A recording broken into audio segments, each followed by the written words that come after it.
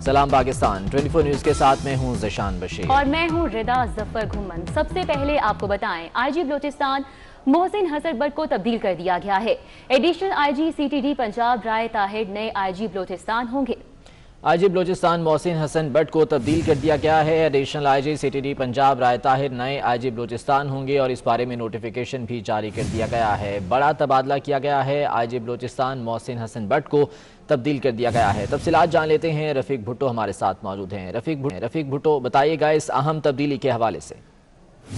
जी बिल्कुल, सीटीडी पंजाब के जो इंचार्ज थे राय ताहिर, जो सिंध में भी एएसपी के तौर पे जो है वो जाने जाते हैं और इनका नाम ये कई अरसा सिंध की जेल में भी रहे और बेनजीर भुट्टो के भाई मुर्तजा भुट्टो के कत्ल के का इन पर इल्जाम था, लेकिन अब वो 21 ग्रेड के पुलिस ऑफिसर हैं और उनका बतौर आईजी बलूचिस्तान तबादला कर दिया गया है और वो कल अपने नए ओहदे यानी आईजी बलूचिस्तान का चार्ज लेंगे।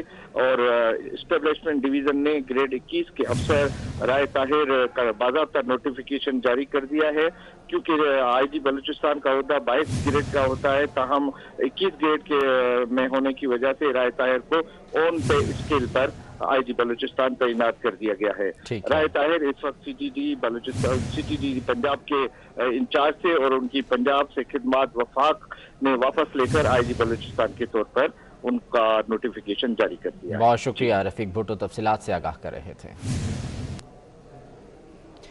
कौमी क्रिकेट टीम खुसूसी तैयारी के जरिए कराची पहुंच गई। मकामी होटल में टीम के कोरोना टेस्ट लिए जा रहे हैं। टेस्ट मनफी आए तो टीम को प्रैक्टिस की इजाज़त मिलेगी। जनूबी अफ्रीका की टीम भी 21 जनवरी से नेशनल स्टेडियम में प्रैक्टिस करेगी। इसी बारे में तफसीलात जान लेते हैं। महमूद रियाज हमारे साथ मौजूद हैं। महमूद, अपडेट कीजिएगा स्केड्यूल के हवाले से।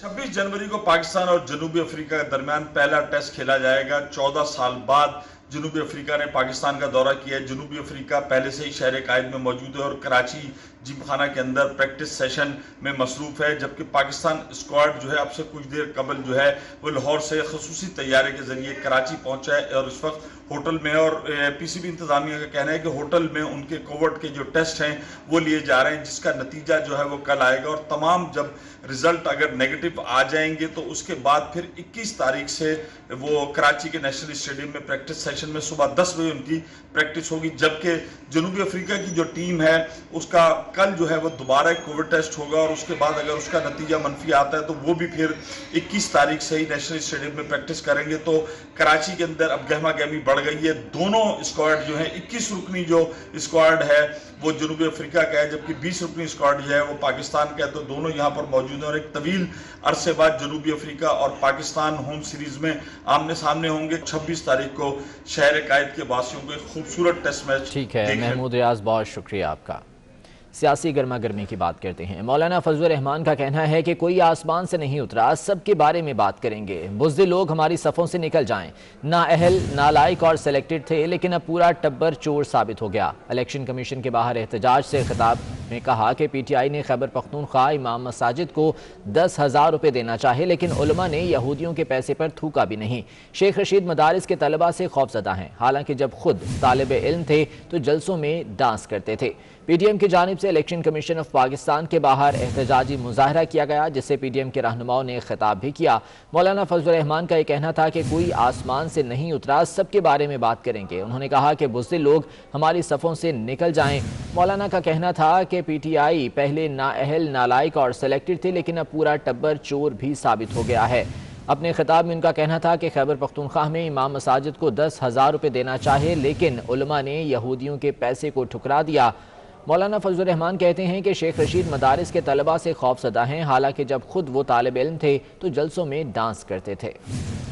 इन्होंने सूबा खैबर पख्तूनख्वा में मस्जिद के अइम्मा को माहाना 10,000 रुपए देने का ऐलान किया तो पूरे सूबे में उनको एक मौलवी साहब भी नहीं मिला जिसने उनके पैसा कबूल करने के लिए हामी बनी हो। हर एक ने वो पैसा उनके मुंह पर मारा था।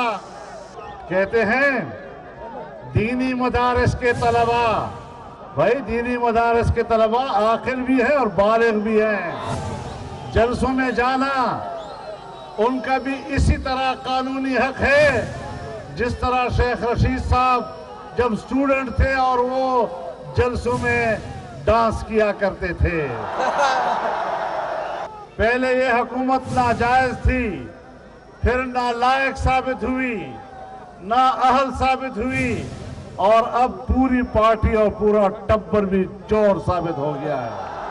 पाकिस्तान की एटमी कुव्वत पर इस तरह के मशकूक इंसान को बिठाना, जिसने भी बिठाया है, जिसने भी पुश्तबानी की है, जिसने भी उसको सहारा दिया है, वो सबके सब मशकूक हो जाते हैं। वो अपने हैसियत को देखे कि वो किस तरह मशकूक बनते हैं। हमें मजबूर मत करो। फिर कहते हैं आप इदारों से बात करते हैं, इदारे आसमान से नहीं उतरे, इदारे हमारी सोसाइटी के लोग हैं। इदारों ने तो जराइम किए हैं जिनके नतीजे में पाकिस्तान टूटा है। न ये हुकूमत मुंतखब है और न ही इसको मुल्क पर हुकूमत करने का कोई हक हासिल है। लेकिन क्या किया जाए कि हमारे मुल्क की बेबस इलेक्शन कमीशन, जो न तो मुनसिफाना इंतखाबात करा सकी और कुछ इदारों की और ताकतवर इदारों ने इंतखाबात पर कब्जा किया, उन्होंने नताइज मुरतब किए और कौम पर एक डफली बजाने वाले को मुसल्लत कर दिया। मुस्लिम लीग नून की नायब सदर मरियम नवाज के वजीर आजम और तहरीक इंसाफ पर भी भरपूर लफ्जी वार। मरियम नवाज कहती हैं, चोर चोर की गिरदान करने वाला खुद सबसे बड़ा चोर निकला। भारतीय और इस्राएली इमरान खान को पैसा दे रहे थे। इमरान खान ने एतराफ़े जुर्म कर लिया, अब फैसला नहीं सजा सुनाए। कहा, नवाज शरीफ का केस दिनों में चलता है और दिनों में ही खत्म होता है। 3 साल हो गए स्क्रूटनी कमेटी तहकीकात ही कर रही है। मरियम नवाज के इलेक्शन कमीशन से भी सवालात। बोली, इलेक्शन कमीशन बताए जब RTS बंद किया तो क्यों खामोश रहे। और चोर की गिरदान करने वाला सबसे बड़ा चोर निकला। जानते हो ऐसा जो इमरान खान के अकाउंट्स में आया, ये कैसे आया जानते हो? हुंडी के जरिए 2 मुल्कों से इसको बहुत बड़े फंड आए। एक है इंडिया और दूसरा है इस्राइल। अगर चोरी नहीं की तो 30 बार मुकदमे को रुकवाने की कोशिश क्यों की? कहता है कि मुझे नहीं पता, ये सब मेरे एजेंट्स ने किया है। अगर ये सब तुम्हारे एजेंट्स ने किया है तो जरा ये भी बता दो ECP के सामने कि 2018 के इलेक्शंस में तुम्हारे बैलेट बॉक्सेस में वोट किस एजेंट ने डाले थे। ये भी बता दो कि साकिब निसार से तुम्हें जाली साकिब और अमीन, सादिक और अमीन नहीं, साकिब और अमीन का सर्टिफिकेट दिलवाने वाले एजेंट्स कौन थे?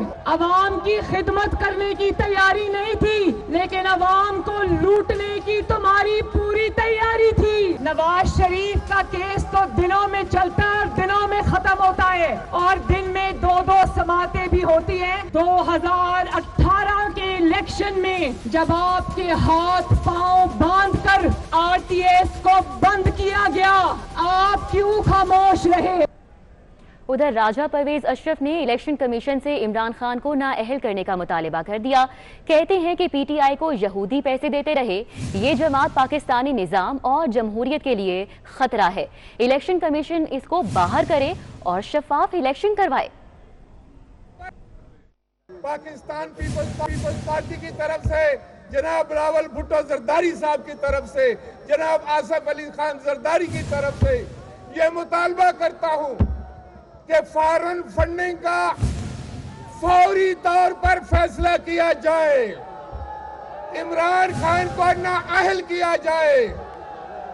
जो लोग यहूदियों से, हिंदुओं से पैसा लेकर पाकिस्तान में सियासत को खराब करते हैं, जमहूरियत को खराब करते हैं, उनके खिलाफ एक्शन लिया जाए। आपको मंजूर है तो फिर हाथ उठाकर कहें, मेरे नारे का जवाब दे, गो इमरान गो, गो इमरान गो। پاکستان ڈیموکریٹک موومنٹ نے آج اسلام آباد میں الیکشن کمیشن کے سامنے احتجاج کیا۔ پی ڈی ایم نے تحریک انصاف کو فارن فنڈنگ کیس میں کالعدم اور پارٹی چیئرمین وزیر اعظم عمران خان کو نااہل قرار دینے کا مطالبہ بھی کیا۔ لانگ مارچ بھی فروری کے بجائے مارچ میں سینٹ انتخابات کے بعد کرنے کا فیصلہ کیا گیا ہے۔ پاکستان ڈیموکریٹک موومنٹ کا یہ کہنا ہے کہ مارچ میں لانگ مارچ کیا جائے گا جو کہ سینٹ الیکشن کے بعد ہوگا، اور سینٹ الیکشن میں بھی حصہ لینے کا متفقہ فیصلہ کیا گیا ہے۔ آج پی ڈی ایم کی جانب سے الیکشن کمیشن آف پاکستان کے باہر احتجاجی مظاہرہ کیا گیا اور فارن فنڈنگ کیس کا فیصلہ فوری طور پر کرنے کا مطالبہ بھی کیا گیا ہے۔ اس موقع پر خطابات کرتے ہوئے مریم نواز، مولانا فضل الرحمان کا یہ کہنا تھا کہ ہماری یہ تحریک منطقی انجام تک جاری رہے گی اور موجودہ حکومت جو کہ نااہل اور سلیکٹڈ ہے اس کو گھر بھیج کر ہی دم لیں گے۔ مولانا فضل الرحمان کا یہ کہنا تھا کہ ہمیں یہودیوں کا پیسہ آفر کیا جاتا ہے لیکن علماء کرام نے یہ پیسہ ٹھکرا دیا۔ اسی بارے میں بات کریں گے، سینئر تجزیہ کار سلیم بخاری صاحب ہمارے ساتھ موجود ہیں۔ سلیم بخاری صاحب، بہت شکریہ آپ کے وقت کا۔ آج یہ الیکشن کمیشن آف پاکستان کے باہر احتجاج کیا گیا ہے، کیا اس کا کوئی فائدہ ہوگا اپوزیشن کو، پی ٹی ایم کو؟ کیا الیکشن کمیشن جو ہے وہ روزانہ کی بنیاد پر اس کی سماعت کر کے جلد فیصلہ دینے کی کوشش کرے گا؟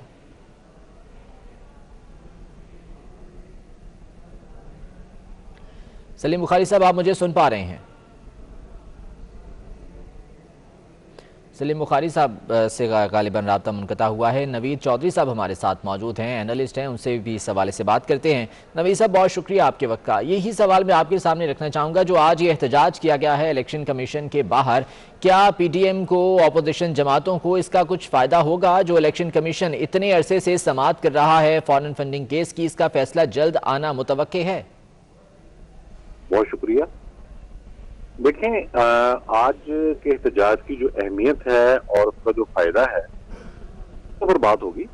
اس کی اہمیت اس لیے بہت زیادہ ہے کہ ایک آئینی ادارے کے سامنے پوری اپوزیشن اکٹھی ہو گئی ہے، اور جہاں تک اس کے فائدے کی بات ہے تو فائدہ اپوزیشن کو تو آج ہی ہو گیا۔ انہوں نے پوری قوم کے سامنے، بلکہ پوری دنیا کے سامنے اپنا یہ کیس پیش کر دیا کہ 6 سال سے ایک کیس زیر التوا ہے، اور بقول اپوزیشن کے یا قانونی ماہرین کے یہ اوپن اینڈ شٹ کیس ہے۔ اور اب تو حکومت نے اس کا اعتراف بھی کر لیا ہے، پی ٹی آئی نے، مطلب حکومتی جماعت نے، کہ اگر کچھ پیسے لیے گئے ہیں تو ہمارے جو وہاں بیرون ملک ایجنٹ تھے انہوں لیے، ہمارا کوئی تعلق نہیں ہے۔ دوسرے الفاظ میں انہوں نے اعتراف بھی کر لیا ہے کہ یہ پیسے اس طرح سے آئے تھے۔ تو آج کا احتجاج جو ہے وہ اپوزیشن کے حوالے سے تو بہت زیادہ سود مند ہے کہ وہ یہ کیس پوری دنیا کے آگے انہوں نے پیش کر دیا، یہ بھی ثابت کر دیا کہ الیکشن کمیشن آف پاکستان نامعلوم وجوہات کی بنا پر اس کیس کو لٹکا رہا ہے۔ یہ بھی بتا دیا کہ 30 سے زائد مواقع پر پی ٹی آئی نے اس کیس کو رکوانے کے لیے کوششیں کی، دیگر عدالتوں میں گئی۔ انہوں نے یہ بھی بتا دیا کہ پیسے کہاں سے آئے۔ آج مریم نواز صاحبہ نے اس حوالے سے ایک بی جے پی کے جو رکن ان کا نام بھی لے دیا۔ ظاہر ہے یہ ڈاکومنٹ سے لیا ہے، یہ کاغذات سے لیا ہے، یہ کوئی ہوائی نہیں ہے۔ اس کو اسٹیبلش کیسے کریں گے وہ تو وقت بتائے گا، لیکن نام انہوں نے لے دیا۔ تو اپوزیشن کے نقطہ نگاہ سے تو میں سمجھتا ہوں یہ آج کا جو دن ہے وہ بہت کامیاب رہا ہے۔ جہاں تک بات ہے کہ الیکشن کمیشن اس کو جو ہے اس کا جو ٹرائل ہے اس میں کوئی تیزی دکھائے گا آنے والے دنوں میں، یہ ہمیں دیکھنا ہوگا۔ لیکن یہ بات تو واضح ہے کہ دباؤ تو اس پر آ گیا۔ اگر ایک طرف سے دباؤ یہ ہے کہ آپ نے کیس کو نہیں چلنے دینا یا اس کا فیصلہ فوری نہیں دینا، تو دوسری جانب سے یہ دباؤ بھی بہت زیادہ ان پر آ گیا ہے۔ تو اب جس طرح بھی معاملہ جائے گا، اپوزیشن کی جو سیاست ہے اور ان کی جو حکمت عملی ہے اس حوالے سے بہرحال یہ میں سمجھتا ہوں کہ فائدہ مند ثابت ہوا ان کے لیے۔ دیکھنا یہ ہوگا کہ پی ڈی ایم کے اس دباؤ کا فائدہ الیکشن کمیشن کیا رد عمل دے گا۔ بہت شکریہ، نوید چودھری صاحب ہمارے ساتھ موجود تھے۔ چیئرمین پیپلز پارٹی بلاول بھٹو کہتے ہیں کہ P T I foreign funding سے اقتدار میں آئی، عمران خان نااہل اور نالائق وزیر اعظم ہیں۔ عمر کوٹ کے عوام نے کٹ پتلی کو بھگایا۔ سیاسی یتیموں کا ٹولہ کل پرویز مشرف کے ساتھ تھا، آج عمران خان کے ساتھ ہے۔ آپ جانتے ہو کہ انہوں نے آپ کے ووٹ پہ ڈاکہ ڈال کے اس کو وزیر اعظم بنایا ہے۔ یہ ناجائز وزیر اعظم ہے، نالائق وزیر اعظم ہے، نااہل وزیر اعظم ہے۔ عمر کوٹ کے عوام نے سلیکٹڈ کو ریجیکٹڈ کر دیا ہے۔ عمر کوٹ کے عوام نے کٹ پتلی کو بھگا دیا ہے۔ آپ نے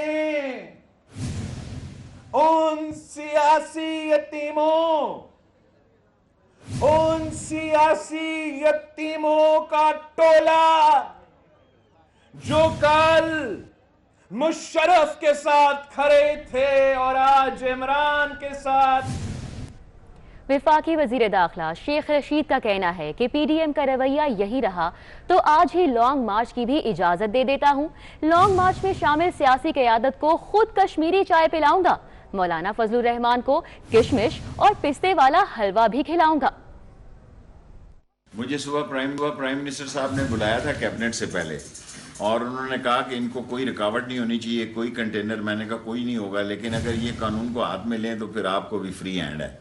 तो ये 1800 कैमरे से हम मॉनिटर कर रहे हैं, तमाम जगह ठीक हालात हैं। अगर इस तरह के हालात इन्होंने किए तो आप देखें ना, इस असम्बली के लिए आज बिलावल जश्न मना रहे हैं उमरकोट में।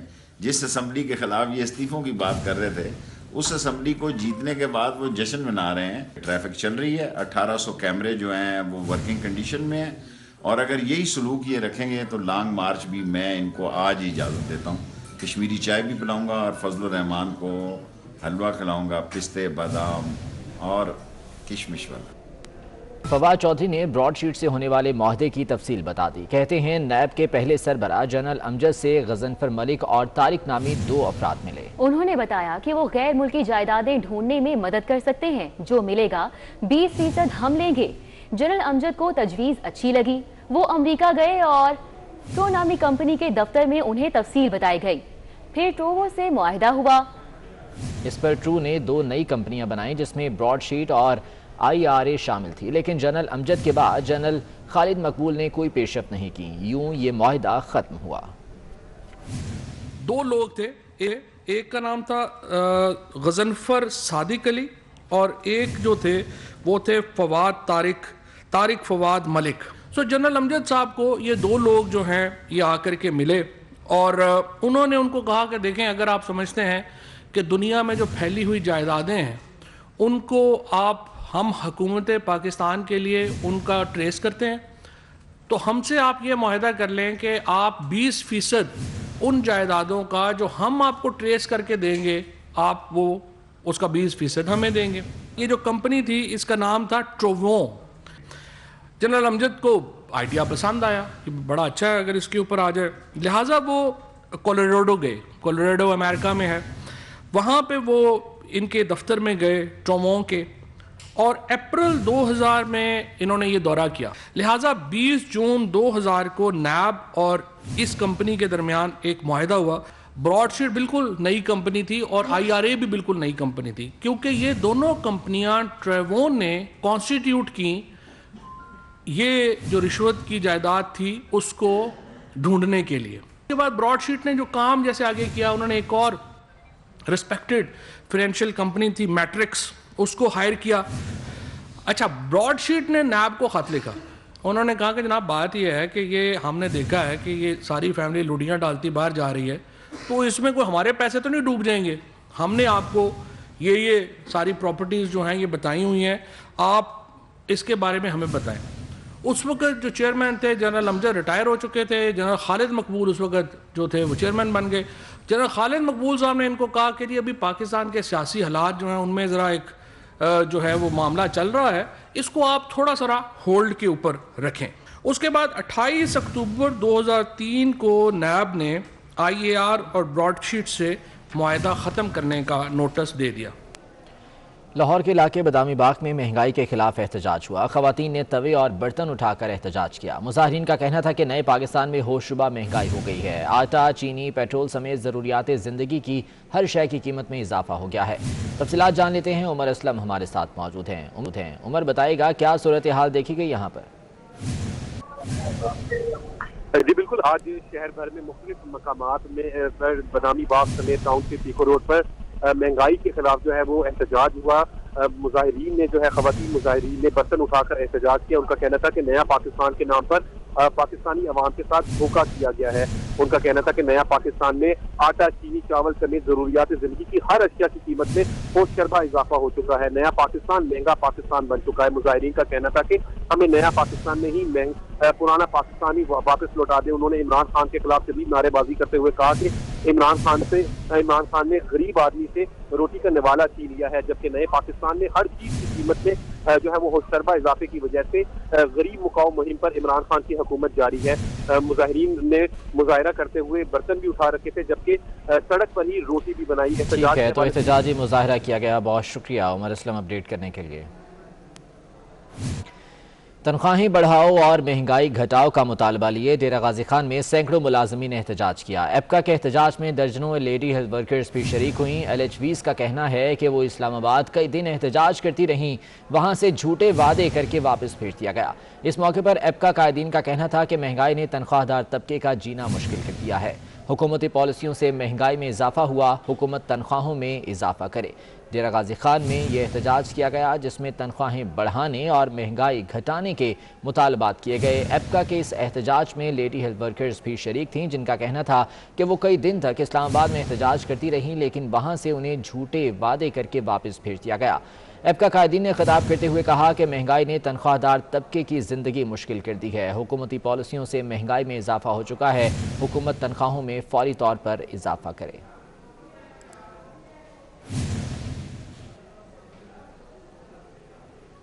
اسٹیل ملز کے برطرف ملازمین اور ان کے اہل خانہ کا چیئرمین اسٹیل ملز کے گھر کے باہر سے 9 روز سے دھرنا جاری ہے۔ مظاہرین اور اسٹیل ملز انتظامیہ میں آخر کار مذاکرات شروع ہو چکے ہیں۔ اسی بارے میں تفصیلات جان لیتے ہیں، تنویر بہلیم ہمارے ساتھ موجود ہیں۔ تنویر، بتائیے گا، پہلے بھی مذاکرات کے کئی دور ناکام ہو چکے، کتنا امکان ہے کہ یہ بیل منڈے چڑھے گی؟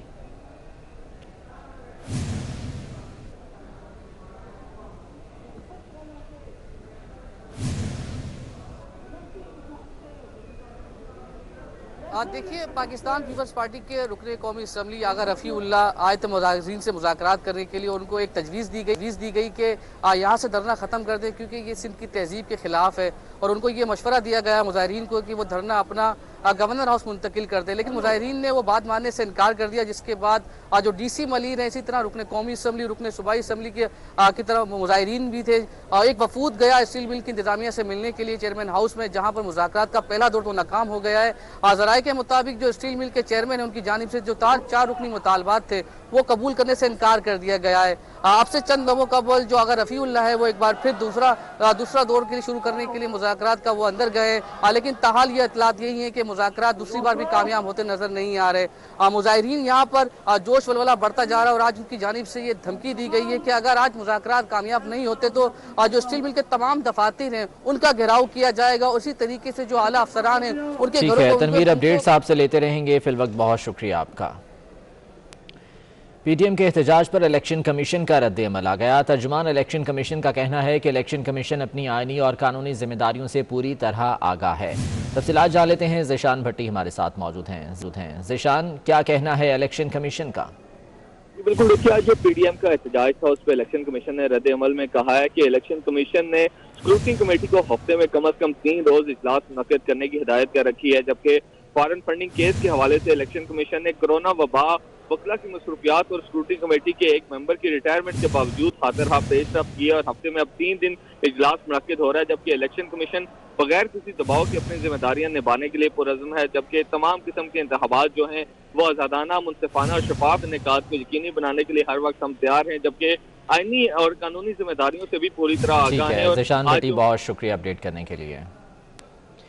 پی ٹی ایم کا الیکشن کمیشن کو لکھا جانے والا خط 24 نیوز نے حاصل کر لیا ہے۔ پی ٹی ایم خط کل الیکشن کمیشن میں جمع کرائے گی۔ خط پر مولانا فضل الرحمان، شاہد خاقان عباسی، محمود خانہ چکسئی، راجہ پرویز اشرف سمیت دیگر رہنماؤں کے دستخط موجود ہیں۔ خط میں کہا گیا ہے کہ 6 سالوں سے الیکشن کمیشن میں فارن فنڈنگ کیس التوا کا شکار ہے۔